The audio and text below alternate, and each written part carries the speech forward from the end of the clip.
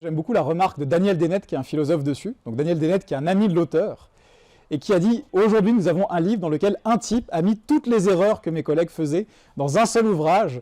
Et rien que pour ça, l'ouvrage a le mérite d'exister. Merci beaucoup. » C'est vraiment la revue. Alors, le type est un copain de l'auteur, hein, ça qu'il faut retenir.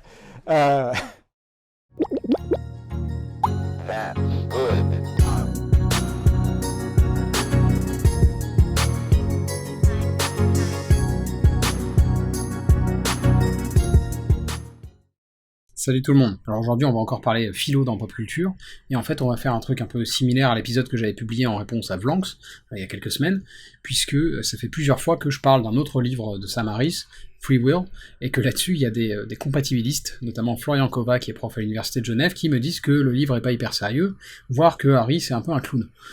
Donc on va justement, notamment à la demande de Samy, salut Samy, se pencher sur ce que dit Kova à propos de Harris dans ses cours qu'il donne à l'université de Genève. On va voir que, un peu comme avec Vlanx, je suis pas sûr que Kova ait lu très attentivement le bouquin de Harris. En tout cas, il semble lui faire dire des choses que Harris ne dit pas. Alors juste avant de poursuivre, quelques précisions, parce que je mets les pieds dans le plat comme si c'était clair, mais donc le sujet dont on va traiter aujourd'hui, ces réflexions philosophiques, elles sont liées à ce qu'on appelle le libre arbitre, c'est un sujet qui est assez connu, j'en ai parlé plusieurs fois sur la chaîne, et j'ai aussi mentionné un peu plus tôt le terme de compatibiliste. Les compatibilistes, pour faire court, sont ceux qui considèrent que le déterminisme et le libre arbitre ne sont pas mutuellement exclusifs, qu'ils sont compatibles. Alors que traditionnellement, on va dire, les philosophes avaient plutôt tendance à être incompatibilistes, justement, et donc juste là-dessus, et Kova le dit d'ailleurs, c'est une question de point de vue. Moi je me base simplement pour faire admettre que la question n'est pas tranchée, et qu'en gros le problème il est lié à ce qu'on appelle libre arbitre, ce qu'on désigne par ce terme. Moi mon avis à l'heure actuelle est plus proche de Harris que de Dennett par exemple, mais Kova le dit très bien dans son cours, ça peut se discuter. Il est moins dur avec Harris dans son cours que sur Twitter d'ailleurs, donc je vous invite à les regarder, je les mettrai en description, les cours de Florian Kova, ils sont très intéressants. Enfin bref, je vous propose du coup d'attaquer tout de suite avec un point qui pour le coup n'a pas grand rapport avec le débat philosophique, mais il y a une erreur de la part de Kova qui me semble important de rectifier sur le cursus en fait de Harris. Alors là, je prends par exemple un livre qui s'appelle Free Will de Sam Harris, je ne sais pas si vous avez vu. Alors Free Will de Sam Harris, c'est un bouquin qui est assez intéressant, c'est un bouquin très très court, qui a été écrit par quelqu'un qui n'est pas du tout philosophe, mais justement neuroscientifique, pour expliquer pourquoi le free will a été une illusion. Alors en l'occurrence, bah non, Sam Harris est philosophe, au plan académique j'entends, hein, dans le sens où, en fait, avant de faire son PhD en neurosciences, il a fait un BA, donc Bachelor of Arts, en philosophie à l'université de Stanford, qui est plutôt réputé quand même.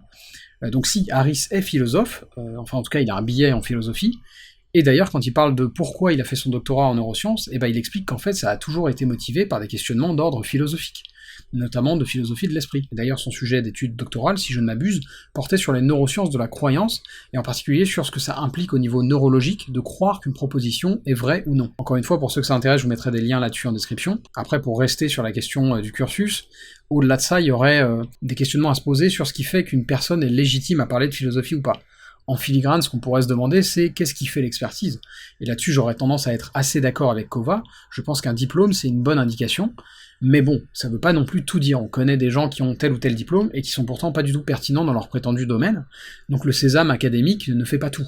Et en plus, là, il y a une erreur factuelle de la part de Kova, puisque, encore une fois, bah si, Harris a bel et bien un diplôme de philosophie. Enfin, poursuivons. Dans la première approche, si vous arrivez à montrer que le libre arbitre n'existe pas ou est impossible, la responsabilité n'existe pas ou est impossible, parce que par définition, les deux sont liés.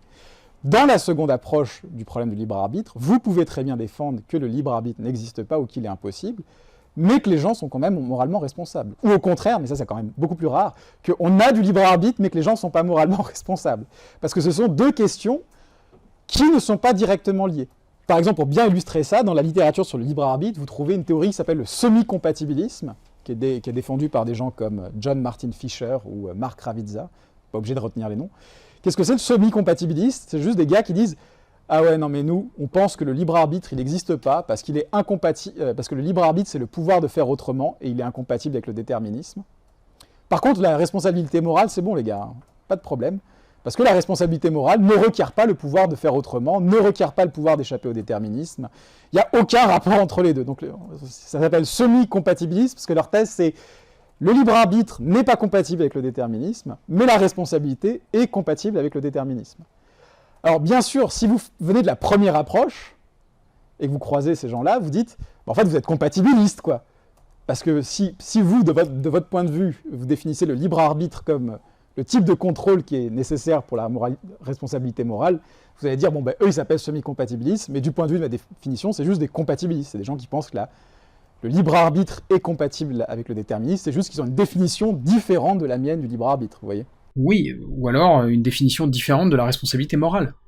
Alors j'ai bien compris que c'est encore un autre volet de la discussion, mais je pointe ça maintenant parce qu'il me semble que c'est là qu'il y a un malentendu en fait. Parce qu'il y a des gens comme Harris qui vont vous dire que le libre arbitre n'existe pas, et que dans une certaine mesure ça remet en question l'idée de responsabilité morale, mais j'insiste sur « dans une certaine mesure ». Et justement là-dessus, il y a un papier dont je vous avais déjà parlé sur la chaîne, qui il me semble est cité par Harris aussi d'ailleurs, alors peut-être pas dans son livre, je sais plus où c'est, mais en tout cas il en a déjà parlé il me semble.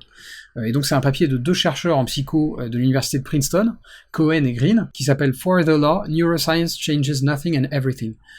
Donc en gros, si je devais le traduire, ce serait du point de vue de la loi, les neurosciences changent à la fois tout et rien. Et donc là, il y a vraiment un aspect légal sur leur réflexion, évidemment, mais en fait, la responsabilité morale, c'est aussi très lié à notre cadre légal.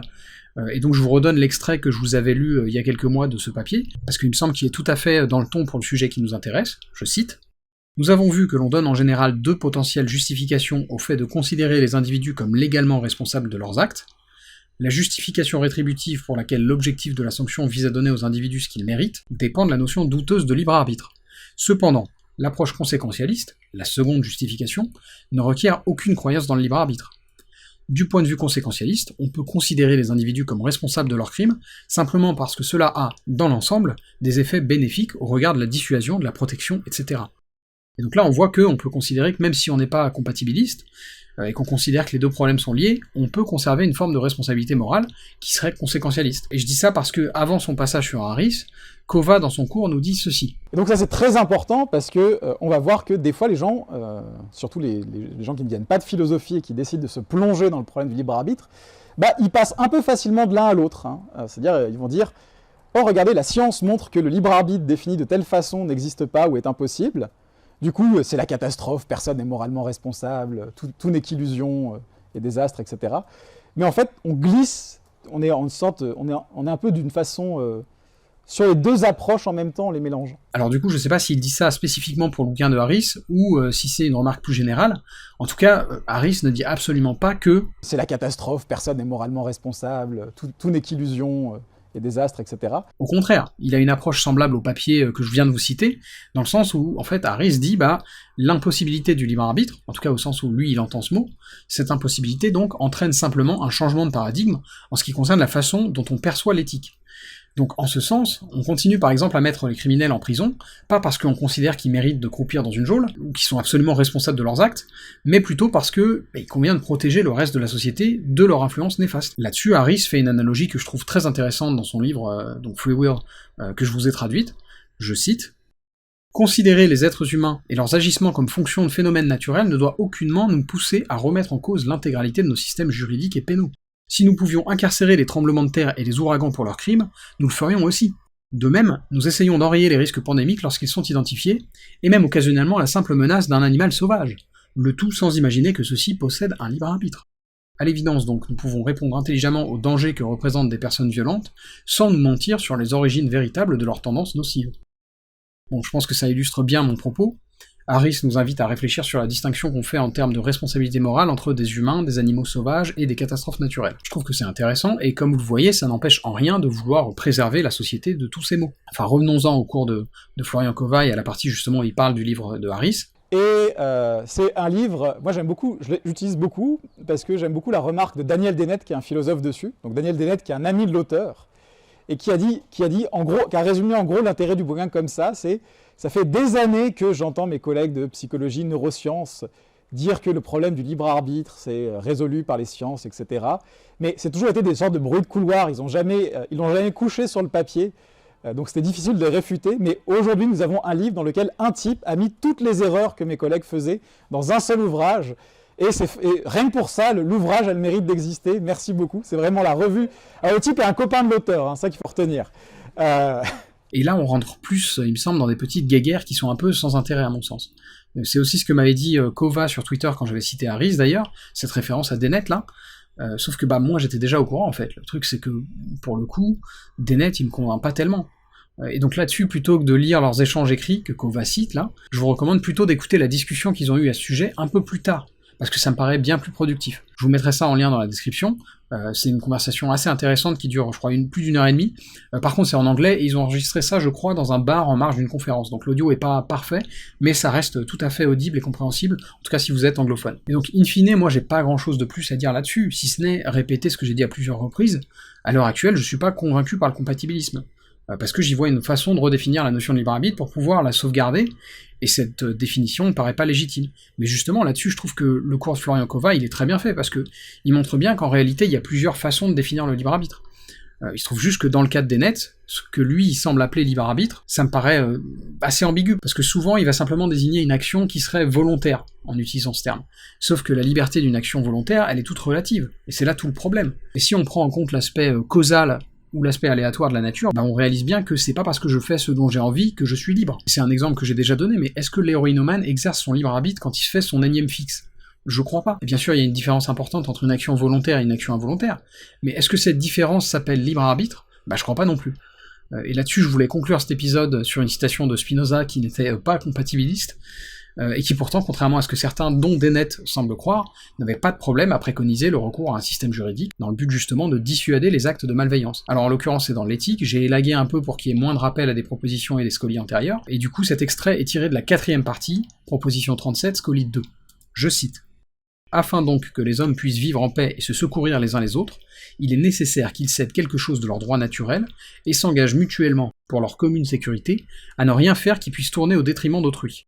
Or, comment pourra-t-il arriver que les hommes, qui sont nécessairement sujets aux passions, et par suite inconstants et variables, puissent s'inspirer une mutuelle sécurité, une confiance mutuelle?